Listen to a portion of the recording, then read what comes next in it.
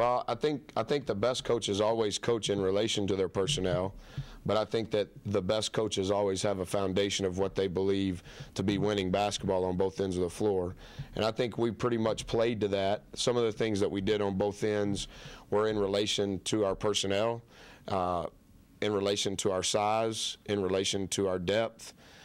And then I think as those things change, your personnel, your size, and your depth, as those things change, you may be able to better enhance what you believe to be winning basketball.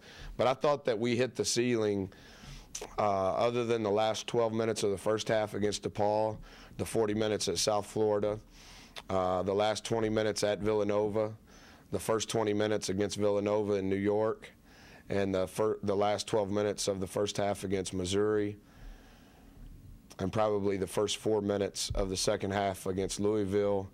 I thought we were pretty accountable. 80 practices. We had 2 bad ones. 35 pregame practices. 35 of them were great. So, but my style is based on personnel, but yet there's core things that I believe you have to do to win.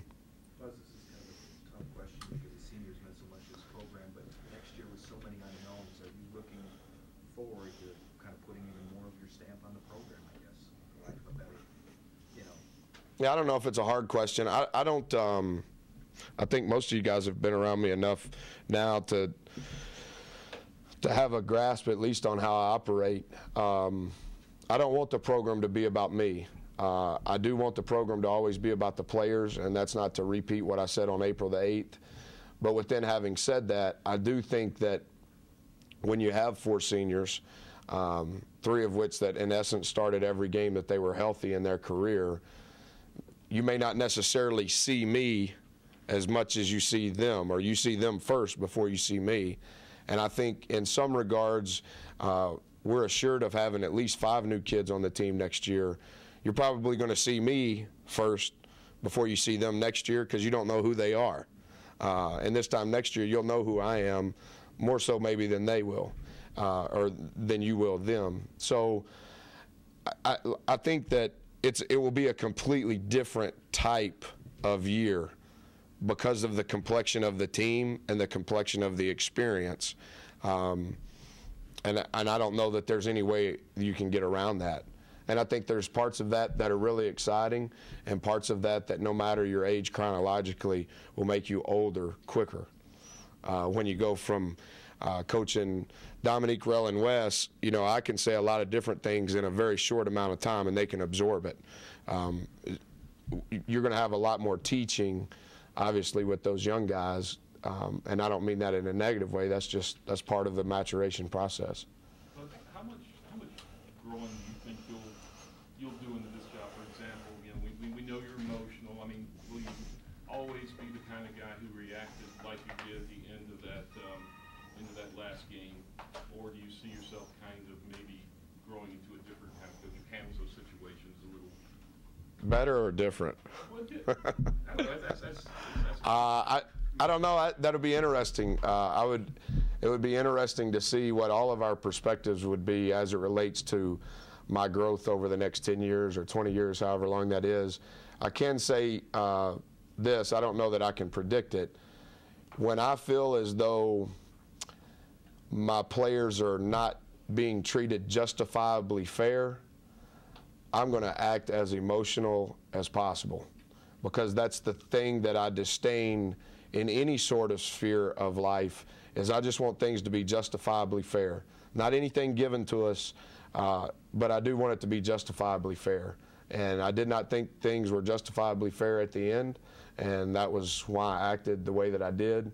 And whether or not that was the right representation of our institution, you could definitely argue that it wasn't. But I struggle with that. And as I grow older, will I be more wise in how I handle that? I hope. But I don't know that my emotional level will ever change in regards to what I think is fair and not fair.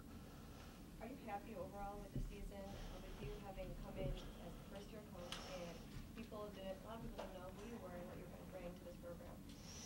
How do you evaluate your first-year performance? I wish we were still playing. So from that evaluation perspective, I would say I did a poor job.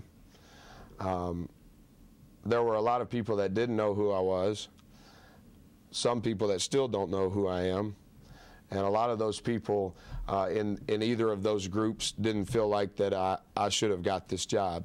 And I understand that. I have no problems with that. I've never tried to fight that. I've never tried to prove that I was worthy of the job.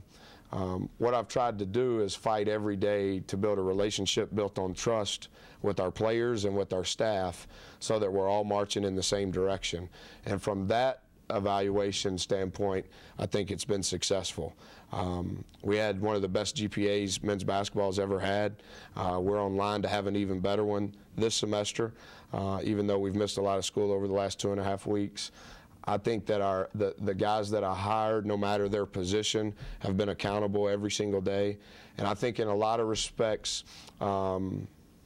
life lessons that we will all take from the last year have been beneficial. Whether or not it was a success, I probably don't know that I can completely answer that because I don't ever view things from that perspective. I just keep working. So I don't know. What do you think? I think you did good. Thanks.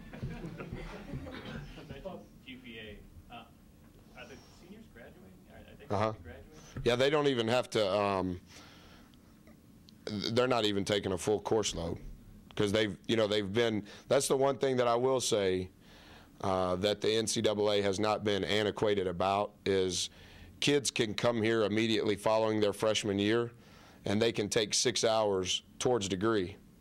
And when that group of seniors arrived here, it was the summer before their freshman year, summer before their sophomore year, summer before their junior year, summer before their senior year. And guys don't want to leave Marquette during the summer because you're well taken care of academically and off the court in the summer because Marquette does a great job of taking care of those guys. And those guys have been here every summer. And so if you do that four times and you only take 6, you can only take 6 initially, but you can take 9 thereafter. So if you only take 6, that's 24 hours. So you're a semester and a half into a 120-hour degree. So, yeah, I just had a meeting about him. There's more tests that we've got to do, and I don't know how it'll work out. What actually, can you share what's going on? Not yet. It's medical though? Yeah. Yeah. Uh-huh.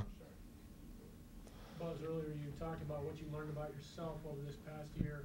Having grown up in the South, started your career down South, out West, what have you learned about Marquette and the Marquette community this year that you hadn't known prior to your run here?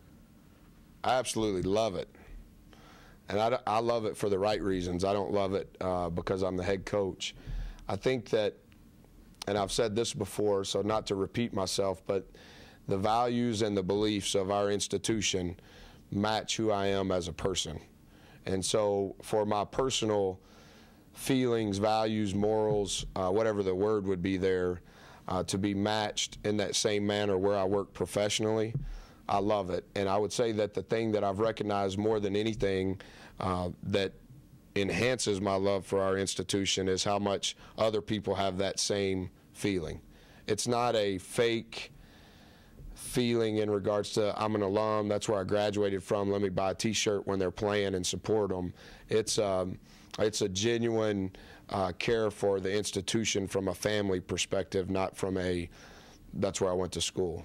And so I'm really humbled and grateful to be here in a lot of different ways, and very few of them have anything to do with my title. Buzz,